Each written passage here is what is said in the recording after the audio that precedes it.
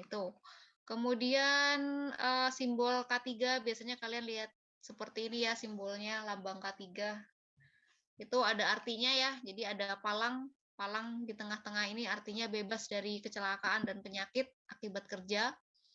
Kemudian ada roda gigi.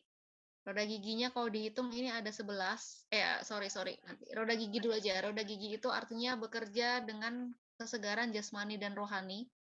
Jadi K3 itu nggak cuma fisik ya, fisik yang dilindungi, yang dijamin keamanannya bukan hanya fisik tapi juga rohaninya, mentalnya juga. Lalu benderanya biasanya warnanya putih, dasarnya itu artinya bersih dan suci. Kemudian simbolnya sendiri warnanya hijau, itu artinya selamat, sehat, dan sejahtera.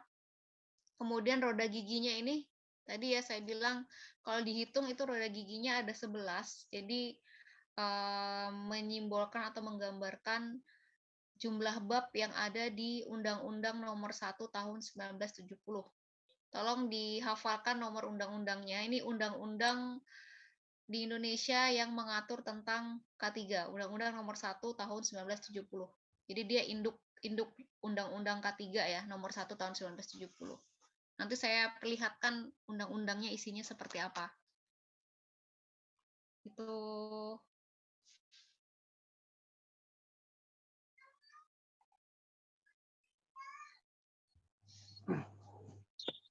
soal tentang lambang K3. Oke, kemudian kenapa sih harus belajar K3? Nah, ini jadi tujuannya. Yang pertama, jelas ya, melindungi para pekerja dan orang lain di tempat kerja. Jadi nggak cuma pekerja, tapi orang lain, bisa kontraktornya, bisa tamu, atau orang yang ada di sekitarannya.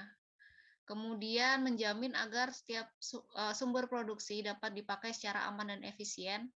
Jadi misalnya kita bekerja dengan menggunakan mesin. Nah, kita kalau menerapkan K3 dengan baik itu terjamin penggunaan mesin itu bisa digunakan secara aman. Misalnya kita menggunakan mesin apa ya?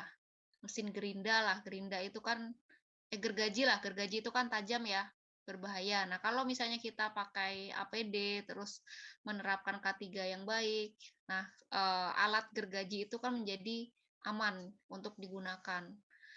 Kemudian yang terakhir menjamin proses produksi berjalan secara lancar. Jelas kalau misalnya terjadi kecelakaan itu kan bisa menghentikan proses produksi sehingga terhambat proses produksinya. Jadi ini secara garis besar tujuan dari K3.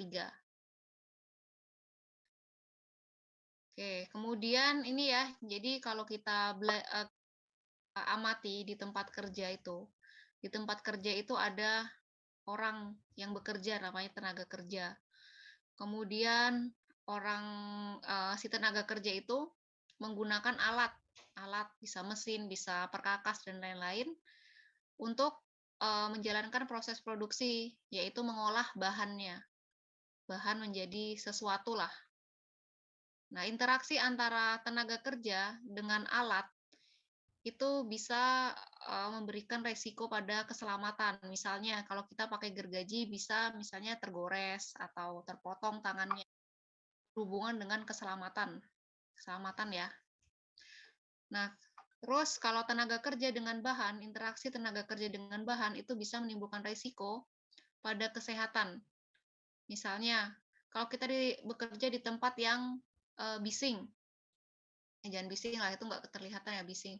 Di tempat yang berdebu, misalnya di jalan raya kita bekerja, nah itu debunya bisa masuk ke pernafasan sehingga kita menderita penyakit pernafasan. Nah itu yang disebut dengan faktor risikonya, ancaman risiko kesehatan akibat interaksi antara si pekerja dengan bahan. Kemudian interaksi antara bahan dan alat itu akan memberikan dampak pada lingkungan. Misalnya di pabrik semen, alatnya ada mesin yang pencampur itu mixer, terus bahan bakunya dicampurkan ke dalam mixer, itu kan ada menimbulkan seperti polusi ya, polusi-polusi. Nah, itu kan berdampak pada lingkungan. Nah, K3 itu ruang lingkupnya di sini ya. Tenaga kerja dan bahan, tenaga kerja dan alat. Nah, sedangkan kalau antara bahan dan alat itu ada lagi tentang keselamatan lingkungan. Saya nggak tahu di elektro dipelajarin nggak, kalau di TI ada keselamatan lingkungan itu sendiri, terlepas dari K3. Kemudian kalau di perusahaan itu biasanya juga digabung ya, namanya divisi K3L. Jadi divisi keselamatan, kesehatan kerja dan lingkungan itu dijadiin satu. Kalau di perusahaan ada yang dijadiin satu. Nah, itu tentang K3. Oke, mungkin itu gambarannya tentang K3. Nah, tadi saya janji mau liatin Undang-Undang 1970 tadi. Nah, isinya seperti apa? Seperti ini ya. Silakan kalau misalnya Zoom-nya mau direkam juga boleh. Kalau mau supaya mempermudah, misalnya kalian pengen diputar ulang juga boleh. Oke, jadi ini kelihatan ya. Ini contoh, ini Undang-Undang Nomor 1 Tahun 1970 tentang keselamatan kerja. Ini induk dari Undang-Undang K3 yang ada di Indonesia. Ada banyak undang-undang yang mengatur K3 di Indonesia, tapi induknya ini Nomor 1 Tahun 1970. Terus undang-undang yang lebih spesifik lagi tentang K3, misalnya listrik ya, K3 tentang listrik itu juga ada sendiri undang-undangnya, nomor berapa. Kemudian bekerja di tempat yang ketinggian itu ada lagi, konstruksi ada lagi, terus tambang batu bara ada sendiri, minyak ada sendiri. Jadi ada yang lebih spesifik lagi undang-undangnya. Tapi kalau secara umum di Undang-Undang Nomor 1 Tahun 1970 ini. Oke, saya langsung aja ke isinya. Saya mau lihatkan secara garis besar. Jadi isinya ada 11 bab ya, 11 bab. Jadi isinya ya pasal pertama ya inilah isinya tentang definisi-definisi apa itu tempat kerja, apa itu pengurus. Nah, yang terpenting di dalam undang-undang ini dia membahas tentang kewajiban dan hak dari tenaga kerja selain kewajiban dari pengurus. Pengurus itu perusahaannya ya. Misalnya ini, bentar saya lihatkan.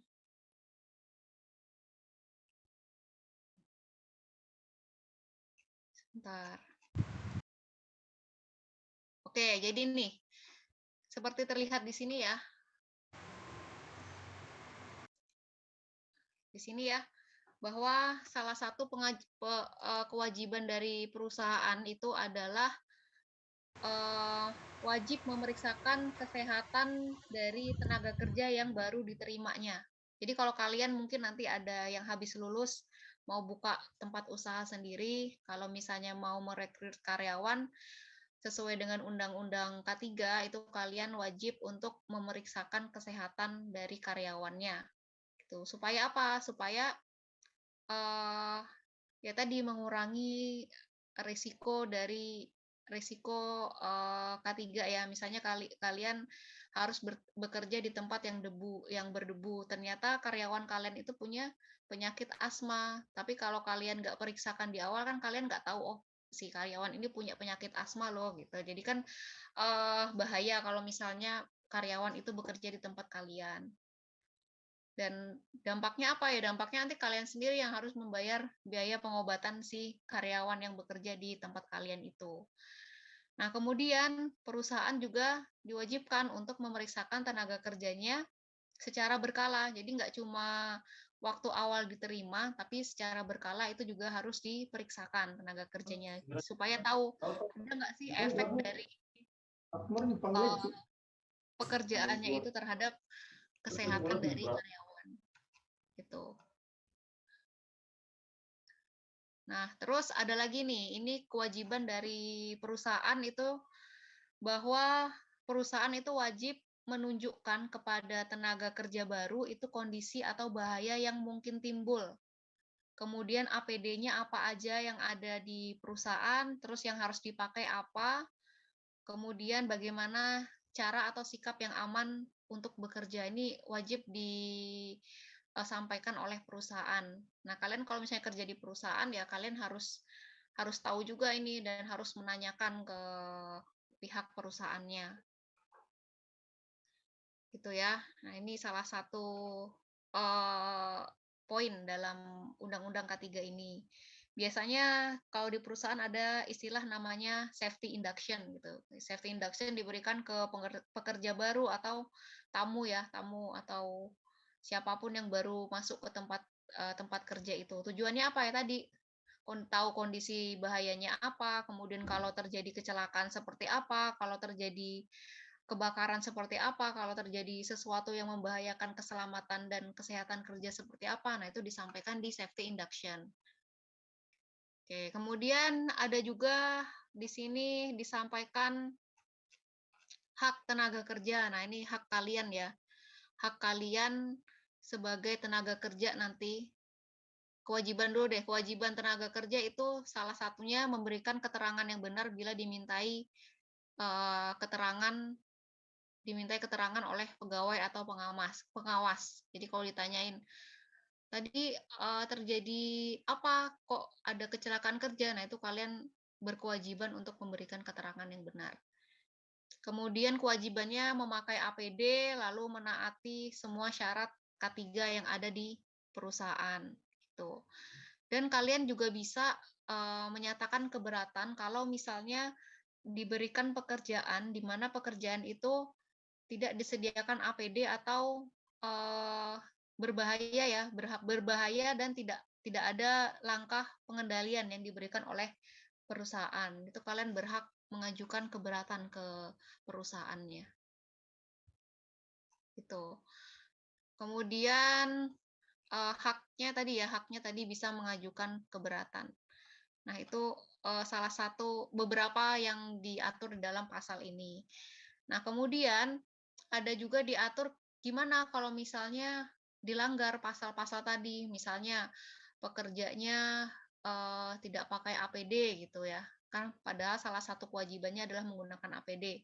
Nah, di sini diatur juga di peraturan perundang-undangan ini, dilihat di sini ya, hukumannya selama-lamanya 3 bulan atau denda itu 100.000. Nah, bisa kita lihat di sini ya, pengaturan K3 di Indonesia itu ya inilah apa kurang gimana gitu ya karena cuma 3 bulan dan dendanya hanya 100.000 padahal kalau tidak menerapkan K3 itu kan fatal bisa sampai meninggal tapi hukuman yang diberikan kalau menurut saya nih masih terlalu ringan ya kalau melanggar norma-norma K3. Nah, ini yang patut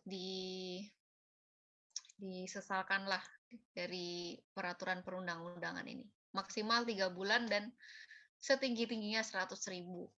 Nah, itu yang diatur di sini. Oke, mungkin itu aja pengantar dari saya. Tapi sebelum saya akhiri, seperti yang saya tadi bilang, supaya semangat dan untuk menambah nilai, saya pengen ngadain kuis kecil-kecilan lah. Kalian silakan nanti di kolom chat ya. Sebutkan dulu namanya, NIM-nya, NIM lengkapnya, baru jawabannya ya. Silakan siap-siap, chatnya diaktifkan. Ada yang ingin saya tanyakan terkait materi yang tadi saya sampaikan. Yang pertama itu adalah kasih poin penting mengenai apa sih K3 itu, poin pentingnya aja, secara singkat dan padat. Kalau saya tanya, K3 itu apa? Gitu. Silakan, silakan saya kasih waktu. Yang paling cepat yang dapat nilai ya. Oke, silakan. Saya tunggu di kolom chat.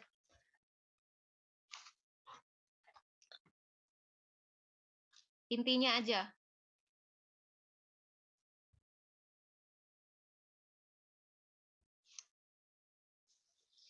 Yuk. Nah, sudah ada yang jawab. Erdin Syam. Bidang yang terkait dengan kesehatan, keselamatan, dan kesejahteraan manusia yang bekerja. Ya udah, nggak apa-apa. Kurang lebih begini, tapi kalau bisa dikurangi lah kata-kata keselamatan dan kesehatannya ya. Dijelaskan dengan lebih baik. Kayak tadi suatu upaya untuk meningkatkan keselamatan dan keamanan karyawan. Itu kan jadi lebih enak. Oke, nggak apa-apa. Erdin Syam. Oh ya, poinnya kalau yang sekarang 3 poin ya. 3 poin aja karena masih pendahuluan. Sudah dijawab ya. Iqbal Nur Erdin Syam 18090730030. Oke, plus 3 poin. Silakan dikumpulkan, ditabung.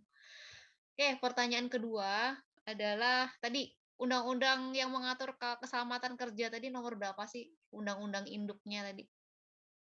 Nomor berapa? Udah dijawab nih. Akmal Ridho, paling pertama ya. Nomor 1 tahun 1970. Oke, betul sekali. Saya catat dulu. Akmal Ridho, 1809075016. Poinnya plus 3. Silakan dicatat sendiri masing-masing poinnya. Saya juga catat. Oke, pertanyaan ketiga. Pertanyaan ketiga, di dalam peraturan perundang-undangan nomor 1 tahun 1970 tadi, itu ada berapa bab sih yang diatur di situ? Ada berapa bab? 11. Oke, udah bener ini. Khairul Kamar. Khairul Kamar. 20 nomor 38. Oke, plus 3 ya. Lagi ya. Sebutkan satu aja. Kewajiban tenaga kerja. Sesuai dengan Undang-Undang nomor 1 tadi. Melaporkan kecelakaan kerja. Tenaga kerja ya. Tenaga kerja bukan perusahaan. Kewajiban tenaga kerja. Kewajiban memakai APD ini benar. Ahmad Jidan Fahrizal. Kalau melaporkan kecelakaan kerja itu kewajiban dari perusahaannya. Kalau misal terjadi kecelakaan kerja. Nah, kewajiban tenaga kerjanya apa terkait kecelakaan kerja? Ya dia memberikan keterangan yang benar. 18. Oke. Selanjutnya, saya mau nanya lagi. Hak tenaga kerja. Kalau hak tenaga kerja apa salah satunya?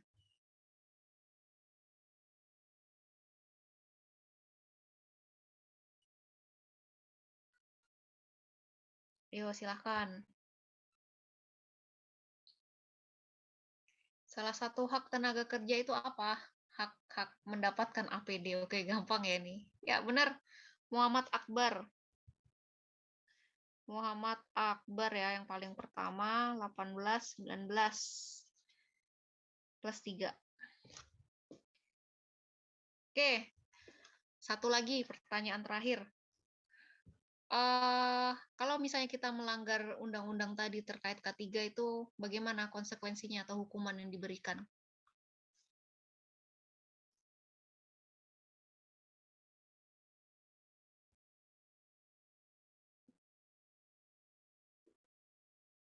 Penjara 3 bulan, mana sih? 3 bulan 100 kali apa? Apa ini? Kurang lengkap ya. Sorry Haikal, cuma jawabnya 3 bulan 100 kali. Itu apa? Suruh apa?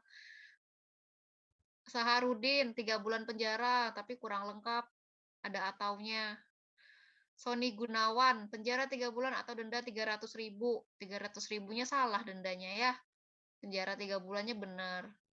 Bobby Yoskan, penjara 3 bulan. Nah, 100.000-nya mana ini? Ada.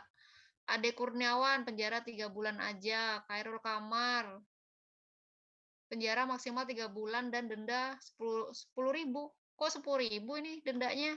Salah ya, bukan 10.000. Oh, nolnya ketinggalan. Oke, sudah Khairul Kamar. Ternyata nolnya ketinggalan. Bener ya? Sorry. Masih salah ini, masih salah. Masih salah.